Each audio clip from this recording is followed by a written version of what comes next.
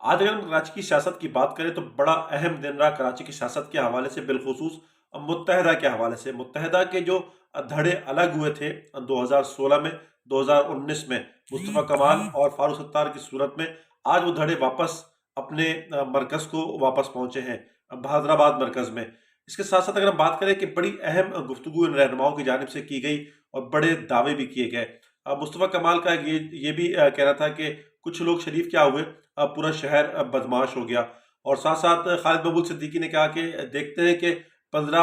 جنوری کو الیکشن کیسے ہوتے ہیں، اور پھر ہوا بھی یہی کہ الیکشن کیسے ہوتے ہیں اور یہ الیکشن اب نہیں ہو رہے۔ اور ساتھ ساتھ فاروق ستار کی بات کریں تو ان کا کہنا یہ تھا کہ جو وفاق سے علیحدہ ہو جانا چاہیے ہمیں اس طرح کی صورتحال میں کہ جب ان کے مطالبات نہیں مانے جا رہے۔ یہ اس پریس کانفرنس میں تھا۔ اگر ہم بات کریں کہ کیا اثرات مرتب ہوں گے، فوری طور پر اگر یہ بلدیاتی انتخابات ہوتے تو شاید کوئی دور رس اثرات مرتب نہ ہوتے متحدہ دھڑوں سے۔ لوگوں کی جس طرح کی ناراضگیاں ہیں، ہم یہ سمجھتے ہیں کہ کوئی بہت ٹھوس نتائج نہیں تھے۔ لیکن اگر ہم بات کریں کہ آئندہ عام انتخابات میں، تو یقینی طور پر متحدہ کے جو دھڑے ایک ساتھ یکجا ہوں گے، ایک اثر پڑے گا۔ ان دھڑوں میں تقسیم ہونے سے متحدہ کا ووٹ بینک بھی متاثر ہوا، ایک عام ووٹر گھر بیٹھ گیا جو ضمنی انتخاب میں ووٹ ڈالنے کے لیے نکلتا ہی نہیں تھا۔ اب اگر یہ ایک ساتھ ہوں گے،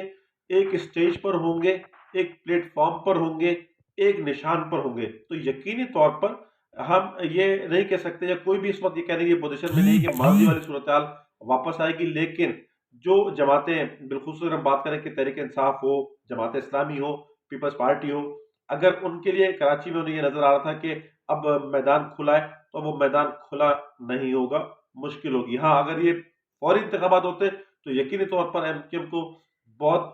ایک جسے کہتے ہیں مشکل صورتحال کا سامنا کرنا پڑتا، اس مشکل صورتحال کا جس پہ وہ گزشتہ 3-4 سال سے گزر رہی ہے۔ اس کے ساتھ ساتھ اگر ہم دیکھیں کہ رات گئے متحدہ قومی موومنٹ کے وفد نے وزیر اعلیٰ سندھ سے ملاقات کی، اور اس سے پہلے بلاول بھٹو بھی اسلام آباد سے کراچی پہنچے تھے، شرجیل میمن، ناصر شاہ، اس کے ساتھ ساتھ مرتضیٰ وہاب اور وزیر اعلیٰ سندھ کے ساتھ ایک اجلاس بھی ہوا تھا، اور اس میں جو ایم کیو ایم کے تحفظات تھے بلدیاتی حلقہ بندیوں کے حوالے سے، ایم کیو ایم کی جانب سے جو مطالبہ کیا جا رہا تھا کہ انتخابات کو ملتوی بھی کیا جائے، حلقہ بندیوں کے بغیر نہ کرائے جائیں، وہ تمام معاملات زیر غور آئے، اور شرجیل میمن نے اعلان کیا کراچی کے جو 7 اضلاع ہیں، پورا کراچی ڈویژن، حیدرآباد کا ایک ضلع میں اور دادو میں انتخابات نہیں ہوں گے۔ 15 جنوری کو اب ضمنی انتخاب نہیں ہوگا۔